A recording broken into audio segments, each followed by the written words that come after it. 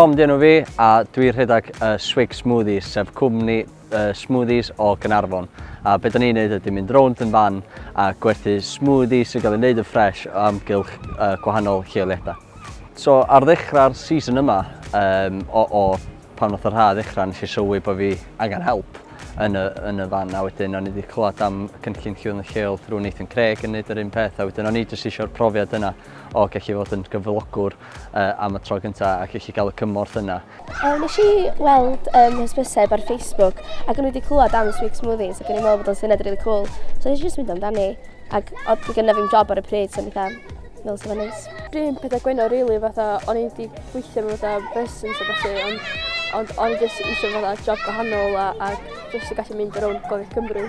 So erbyn diwedd y cynllun, fydd y season smoothies yn dod i ben, a wedyn mae hynna wedyn yn rhoi amser i ni fel tuag at blwyddyn nesaf. Wedyn blwyddyn nesaf dwi'n gobeithio gallu cadw y ddwy yn nhw efo swig mewn gwahanol ffyrdd, a wedyn datblygu nhw mwy mewn i'r ochr admin o swig, sef gweithio ar y social media falle.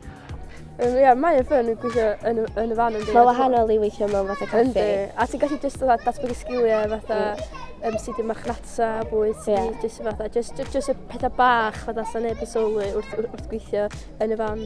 Begw a Gwenno'n i ddechrau wedi bod yn reit amneddgar efo fi mewn lot o ffyrdd. Mae'n gallu bod yn reit intense yn y fan, so dwi'n diolch iddyn nhw i ddechrau am bod yna i gallu weithio'n galad, cos mae'n waith calad, mae'n gallu fod yn oriau hir, a maen nhw wedi gallu bod yn reit hyblyg hefyd yn ffordd mae Swig yn operatio. Yn amlwg mae pethau'n gallu popio fyny yn y math o waith da ni'n neud, lle da ni allan lleoliad anisgwl, neu mae lleoliad yna gael ei tynnu, a da ni mewn lleoedd eraill, a mae'r ddwy nhw wedi gallu bod yn barod i helpu yn yr aspect yna, a di mynd above and beyond tra maen nhw'n gweithio iddo fi. Dwi'n meddwl bod fi wastad i bod eisiau bod yn lleol, ond mae'n cool bod ni'n lleol ond hefyd yn gallu mynd bod ni'n teithio i lefydd really cool, achos da ni'n cael profiadau cool yn gwahanol lefydd yn. Ynda, mae'n neis achos ti'n mynd gwybod lle ti o bob weekend i llall, so mae'n neis jyst mynd i rhywbeth gwahanol felly, ac yn sicr dwi'n meddwl wrth bod efo Tomos Owen, mae wedyn neu fi swyddoli dwi eisiau gweithio yn adre mewn ffordd. Mae'n wbeth really cool gallu pasio wbeth ymlaen lle mae nhw'n cael profiadau reit cool gobeithio, a wedyn mae'n gallu dibynnu ar rhywun arall i wneud pethau, gallu cael bach fwy o ryddid, gallu fwy o relaxation tra'n ei gwaith, so dyna un o'r pethau gorau am gallu cyflogi.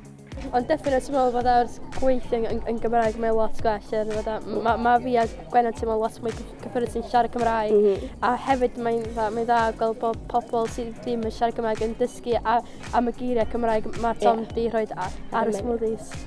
Mae'r dwy o'r Gynllun yn siarad Cymraeg, a mae'r ddwy a fi'na yn siarad efo cwsmeriaid yn Gymraeg y tro cyntaf. Diolch i Llwyddo'n Lleol, diolch i Jade a diolch i Elen am pwsio fi i ddefnyddio'r Gymraeg.